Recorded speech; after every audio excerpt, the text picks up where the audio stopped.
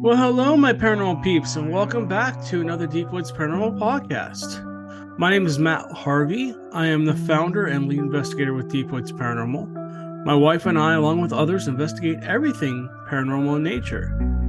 Every week, we will discuss everything from creepy haunted locations to ghosts to Bigfoot, UFOs, Dogman, and other cryptid creatures, and explore all things paranormal in nature. Alright guys, we are on our way to an impromptu investigation at the old jail in Huntsville, Texas. My friend Elizabeth gave me a call last minute and said, "Hey, you want to come out and investigate the jail tonight?" And of course, what was I going to say? No? So yeah, we're on our way to the jail. We're going to do a podcast kind of on the way because I was planning on doing a different podcast, but now that we're on the way to investigation, we're going to do a quick podcast talking about the old jail pretty much.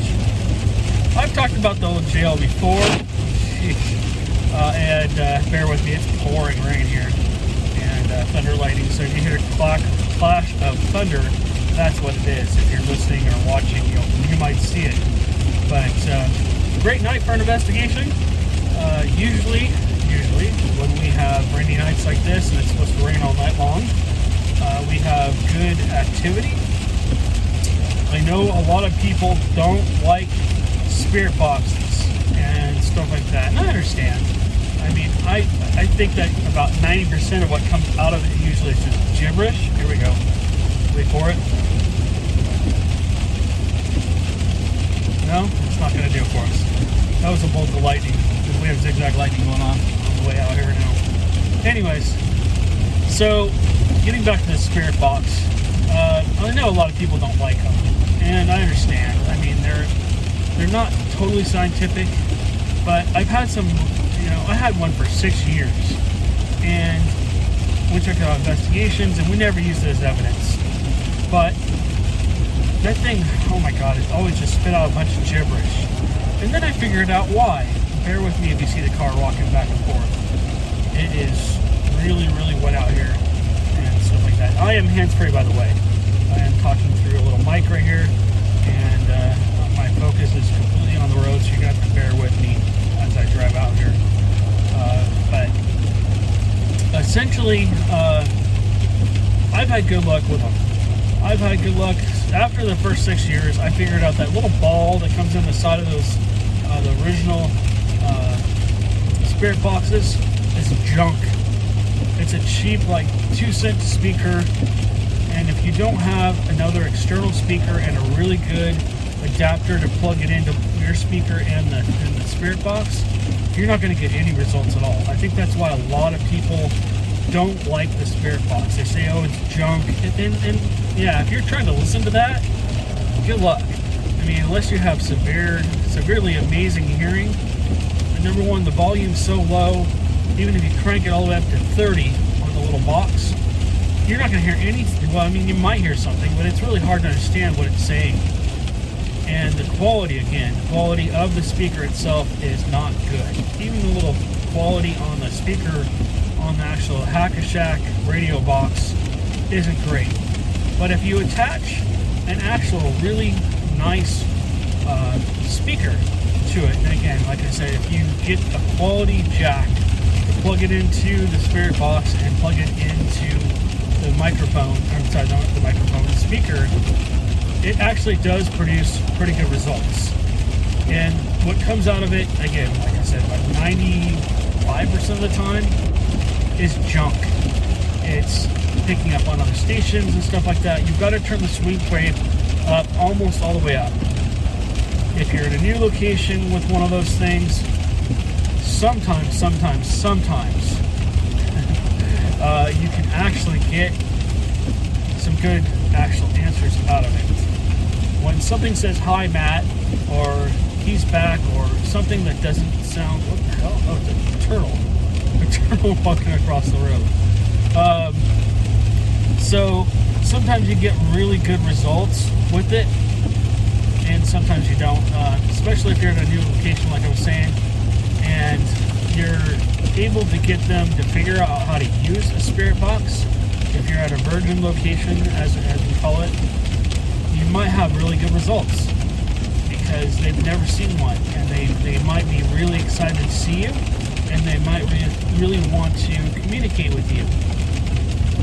Or you won't get anything. You get a bunch of junk and you'll go, okay, this thing's worthless.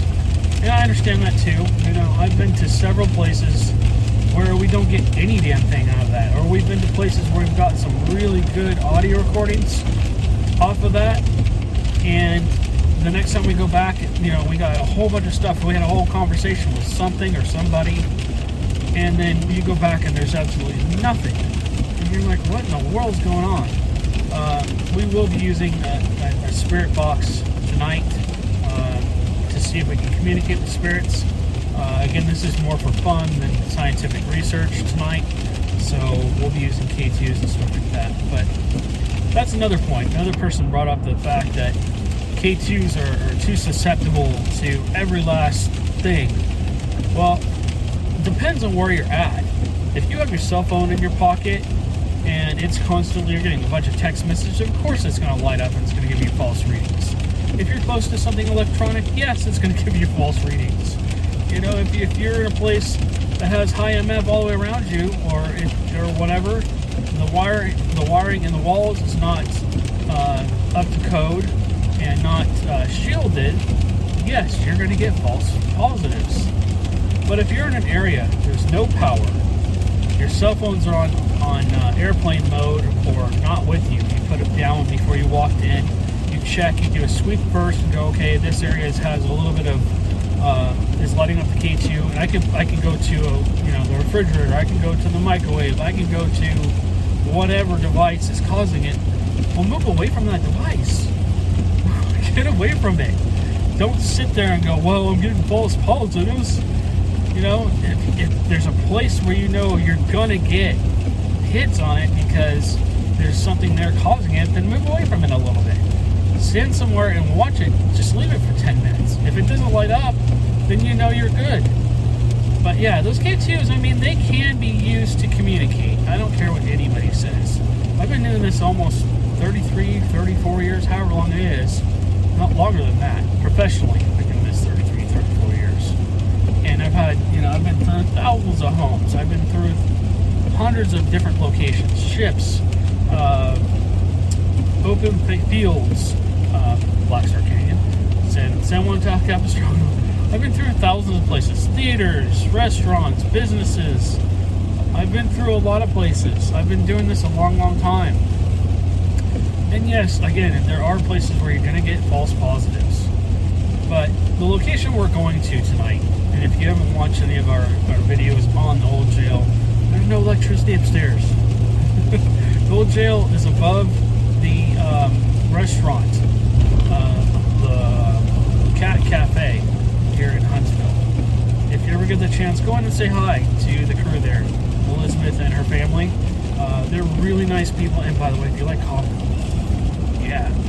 So, yeah, stop in, get a coffee, say hello to Elizabeth. She's got tons of stories of the place. Again, every once in a while we get the opportunity to come out here and investigate and check things out. So, anyways. But yeah, let's talk about the old jail. Wanted to get those two things off my mind.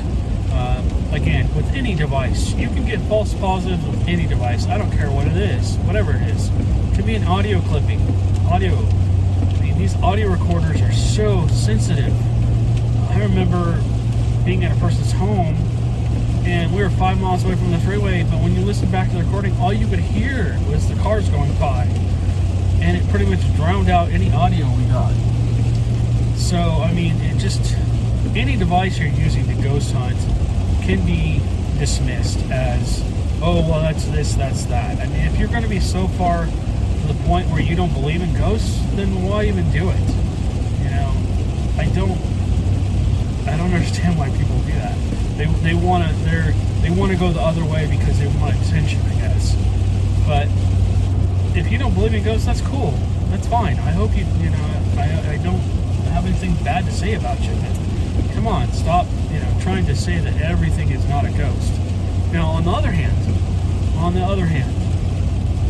let's go the other way with this. Let's play devil's advocate. when you're out on investigations like we're going to tonight, we got to be really careful that we don't assume everything's a ghost. Yeah, the K2 might light up. Well, we got to check and make sure nobody's phones are on. Spirit box, it might spit out some things that are interesting, so we need to verify and make sure it kind of matches up with where we're at, because they do sweep through the local channels. You know, if we hear Mexican music coming through and Spanish coming through, then we have to kind of look and see were there any Spanish prisoners, anybody who spoke Spanish, and I'm sure there was. You know, this is Texas, so this jail held a lot of people from a lot of different areas. It was in business for like 80 years, and so yeah, it's just, you just got to think about that.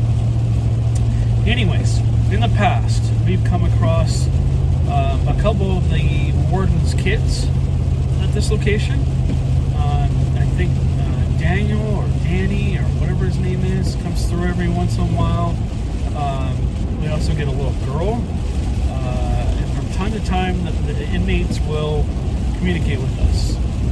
I remember the last time I did a YouTube recording here, it was Elizabeth and I and a couple other people were up in the jail cell, basically where they ate, and we'll probably be up there tonight, and we were sitting there, and we had about 7 or 8 K2s out, and we brought them gifts. Tobacco, cigarettes, alcohol, and again, nothing was open, it was all sealed. I think we brought a baseball or some kind of ball. What else did we bring? Oh, we brought candy, a Snickers and an M&M's, and they went right after it. Oh my goodness, that was the craziest thing. If you haven't seen that video, but I apologize for the video quality on that. I did not have a very good camera with me that night.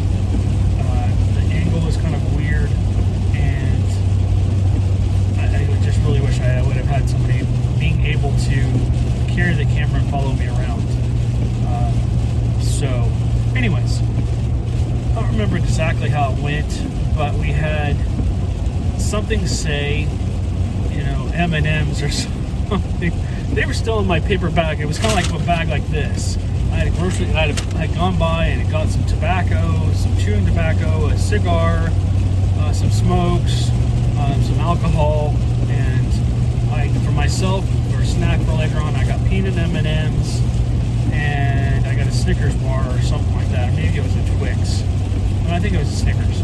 Anyways, so I left the 2 pieces of candy, or the candy things, in the bag, right? And so something kept saying bag or something like that, and I'm like, oh, okay. And so as soon as somebody pulled out the candy, the K2s went absolutely nuts. All of them, every single one, all the way across the table.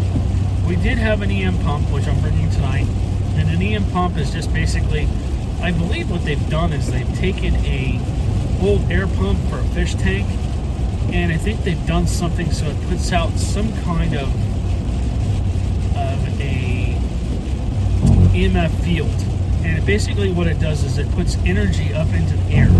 Now, the reason for the EM pumps is in a place like this where there hasn't been any electricity for a long time, it takes a little bit. Like if you watch the Normandy Inn, it took 2 days of those the EM pumps running for us to actually get any real activity.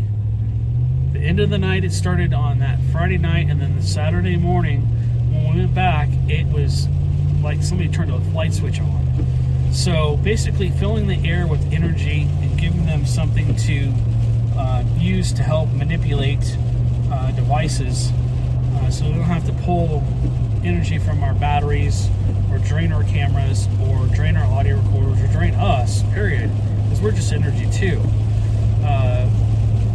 Basically help them manifest in some way. When I say manifest, I mean they light up the K2. They are able to use a spirit box to communicate in some way.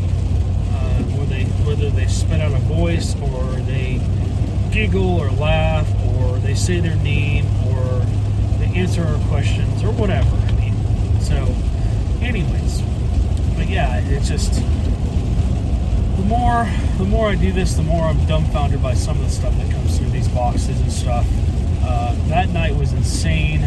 I've never seen 7 K2s light up all the way across, all 5 lights like that, and some of them even lit up for a second or two, which is unheard of. Mind you, there's no power for them to be pulling from except for that EM pump, and that was insane. I had several EM pumps out, but they were in the same area as we were.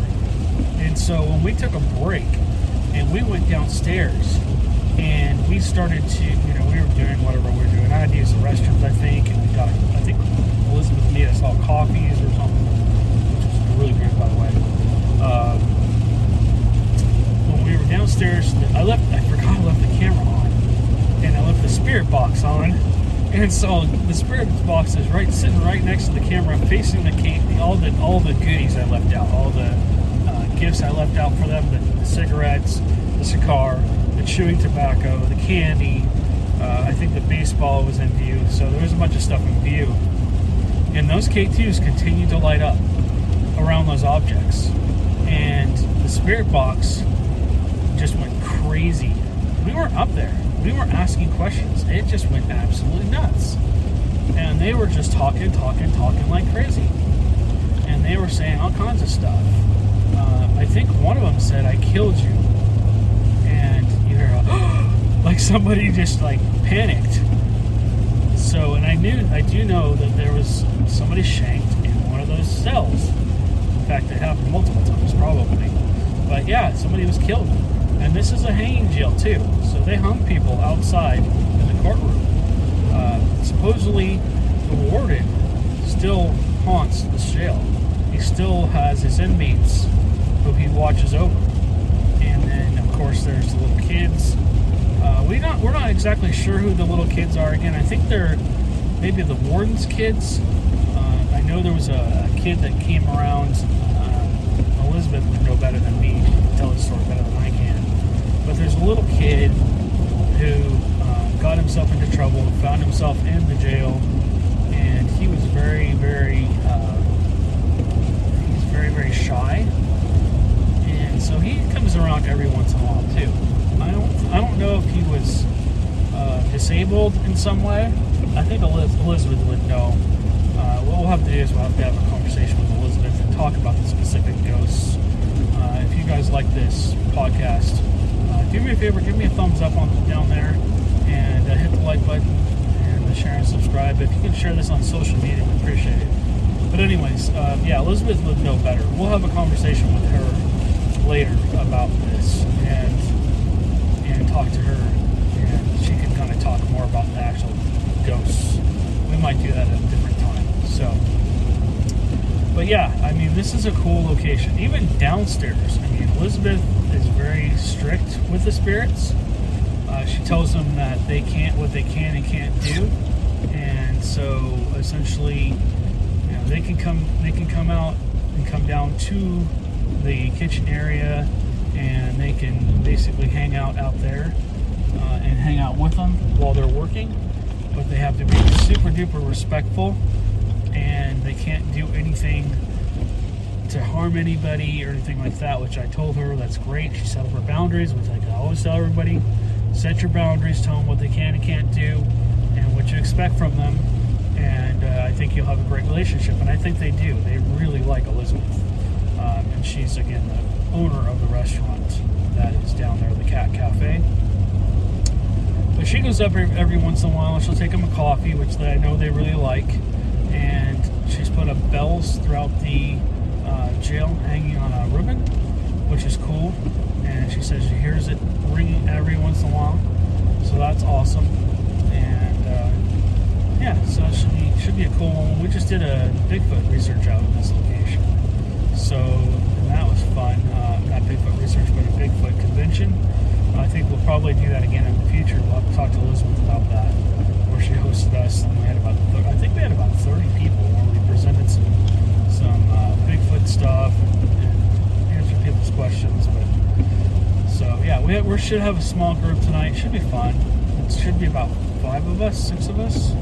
That's perfect for this jail. We don't want to have too many people, But yeah, so my expectations for tonight is hopefully we'll have some activity. I did turn the spirit box on earlier, and I had a conversation with some of the spirits in my house, which was interesting. I was trying to figure out, I'm still trying to figure out who the German guy is that haunts my hallway. If you guys have ever watched our podcast, go back to some of the older ones, you'll see a shadow peek around the corner. And of course, there's the little kids too that are attached to the dolls. I think I met the spirit that is attached to the Raggedy Andy, so that was cool. He was kind of talking through the spirit box and stuff like that, so hopefully we'll continue to build our relationship with him and have him continue to communicate with us and get to know him. So, the last time we were here and we were doing an investigation, we were trying to film for our show, Exploring the Unknown with Matt and Amanda, and it just didn't. We got bits and pieces. I've got a lot of video editing to do, guys. I'm going to go back and make some shorter clips of that investigation. Like the shadow, we had a shadow person come out of the basement and the downstairs bathroom.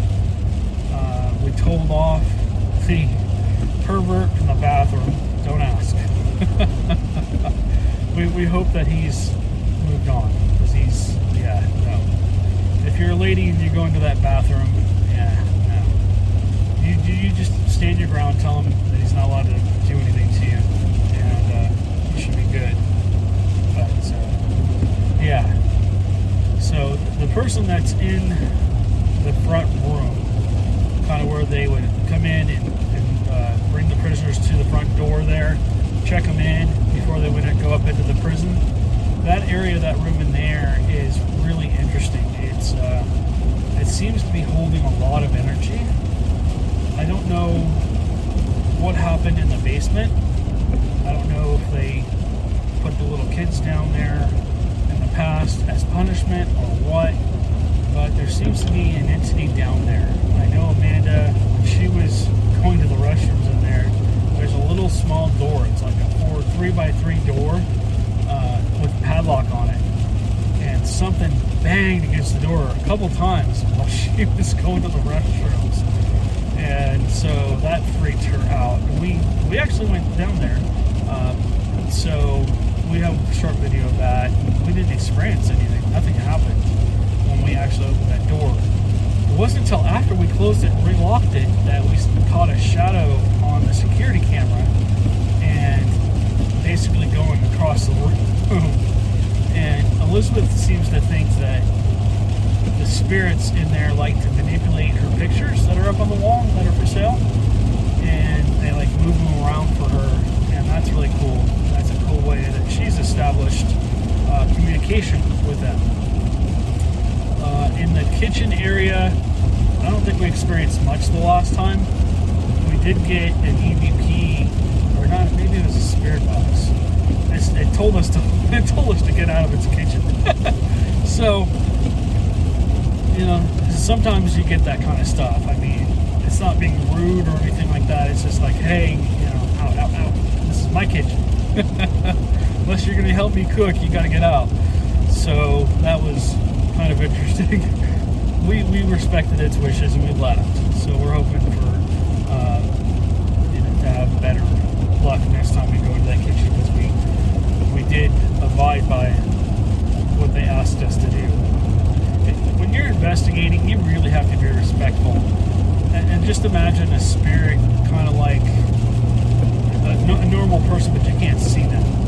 And imagine like if I walked into your living room, and maybe I'd been there a couple of times and I kind of knew you at this point.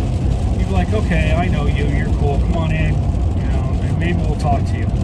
But imagine if you go into a new place, God, I can't talk to that, a new location that you've never been to, nobody's ever done any paranormal investigations at, but there's activity, there's reports of activity, there's things going on. And so imagine it this way. I walk into your living room and you don't know you're dead, or maybe you know you're dead, but the this is your area, this is your living room, right? You assume it's still your living room. And I walk in and I start asking you a bunch of questions. And I say, hey, what's your name? How long you been here? Blah, blah, blah. And I'm looking at me like, what in the world? Who is this guy? Why is he in my room? Get out. That's where a lot of these get outs come from, I think, is that people, and I've done it too, I'm very guilty of it. You go into a location and you're like, you start asking these questions, but you don't really introduce yourself, or you don't really let them get comfortable with you. And so the first time you go into locations, sometimes it's like get outs, you get some get outs, or you don't get anything. And you're like, this is one of the most haunted locations I've ever heard of, but I'm not getting any activity here at all. Well, it's because, again, imagine me walking into your living room and you're like, who the heck is this? And why are they in my living room? And you need to go, get out, So that's pretty much what it is, I think, with that. But we've had a lot of luck with this location. We've had a lot of EVPs. We've had a lot of good talks with things through the spirit box. And I know a lot of people don't believe in that. But I'm not talking about just gibberish coming through. I'm talking about where you can clearly understand what it's saying. And it's an intelligent response, meaning that if I ask, what's your name? And it says Danny. And I ask, how old are you? And it says 9. And then I ask, what's your favorite color? And he says red. And, something like that. And it's succession. When it's actually using it to answer, and there's not any kind of static or anything coming through, it's just really clear, then essentially I find it reputable. I know people say, oh, well, it's just scanning through radio frequency.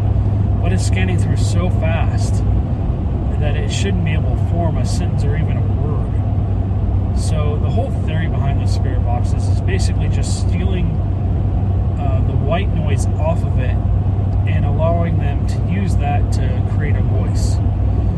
I think a lot of the times what happens with when people get an audio clip or a video clip or of audio or visual video, basically I think what's going on is that basically they're manipulating the device that you're using. They're not showing up in front of you in real life. They're not really physically in front of you. I think that they're manipulating the camera so that you can see them, or the audio recorder, or the spirit box, or the K2, or even us. A lot of people don't take into account when you're investigating. You are like full. You're just this energy. Your brain is like, we're almost like a vehicle, if you will. Our brains are the computers of the vehicle. Our stomachs are the engines. We consume food to create energy, and our body basically gives off energy, and our brain sends out currents, electrical currents. So who's to say that a spirit, if they're just some kind of energy, if you believe in that, if you believe in some kind of afterlife, let's just say we die, and then that energy somehow stays. That energy changes. We don't have the shell, we don't have the physical body, but we still have an energy. There's an energy left, and sometimes that energy is strong enough to be, for whatever reason, that energy is able to be some kind of entity. It's able to form like an entity or some kind of intelligence. And so my belief is that that's what happens. I think that that intelligence or whatever it is, that energy is able to manipulate our audio, our video cameras, our us, and stuff like that, to be able to see them sometimes. And I believe that's what they call them, psychic, but whatever you want to call yourself, a psychic, a medium, or whatever. I think that that's what's happening. You're able to pick up on that energy somehow, and you're getting a glimpse of what that energy either used to be or was or is, and that's how you're able to communicate with them, whether you're tapping into like a memory of them or whatever. But anyways, that gets transposed onto our devices somehow. That energy is able to manifest onto our devices and light them up, give us an EVP. Maybe we hear a disembodied voice. Maybe we see something. We see a shadow. Maybe you see an apparition. Maybe a door moves. Maybe a door opens or closes, and stuff like that. So essentially, that's what we do in a nutshell. I think that's what they're trying to do, and I believe that there is a lot of energy left over on certain places. I think a lot of places have scars or just memories. This energy just gets left on these locations. And this jail, let's talk about this jail and use that energy as an example. So we're going to an old jail. It's got 80 plus years of things that have happened in it, right? You've had deaths in this location. You've had hangings. You've had stabbings. You've had murders. You've had people put into this prison that probably weren't guilty of anything. For whatever reason, they got put in there because either society didn't like them. We're talking about old time. A long time ago. People didn't know what to do with people that had mental illnesses back in the day. So a lot of the time they got put into jail, or they got put into whatever place they could find for them, right? You've also got people that did bad things to other people. And you've got all this energy stored from these people doing time. And a lot of these people were not good people, right? So they've done, and as Elizabeth said, I know that you've done your time, you're free now. And this is not quoting her directly, but she says something like this, you're free. And we understand that whatever you did is whatever you did, and we forgive you for whatever you did. And so as long as you're polite and you do your things the right way, and you don't try and harm us or anything like that or scare us, you're welcome to stay. But if you want to be aggressive or do anything like touch us or anything unwanted, then you're going to have to leave. So essentially, all this energy has been left on this jail, and now we have, we're basically kind of tapping into that. We're trying to go back and communicate with these entities that are still there. So that's what we're trying to accomplish. We're trying to document that activity from this jail and stuff like that. And so, yeah, I'm looking forward to tonight's investigation. I apologize for rambling on for however long it's been, 32, 33 minutes. But I wanted to kind of talk about the jail a little bit before I got there, and have you guys, maybe you've been there, maybe you've been there with us to this jail, maybe you haven't, yeah, so feel free to comment down below if there's a jail that you've been to and you've had an experience. If you know of an old jail, maybe you don't live in the United States, maybe you live somewhere else, maybe there's an old jail that you go check out and you investigate, and feel free to just comment down below. Please keep it PG rated, guys. This is a child-friendly podcast and channel. We do more than podcasts, of course, but we don't post a lot of our investigations, just because a lot of them are private. We help people all the time, but they don't want their information and stuff out. So, but anyways, thank you guys for listening to me ramble on for about 34 minutes. Again, please, if you would, do me a favor, hit that thumbs up, give us a like. If you can share this podcast, video or audio on your social media, Facebook, Twitter, wherever, we appreciate that if you like the podcast. And like I said, feel free to comment down below. Tell us about your experiences. We'd love to hear about it. If you don't want to do that, you can always email me or text me. All my information is down below.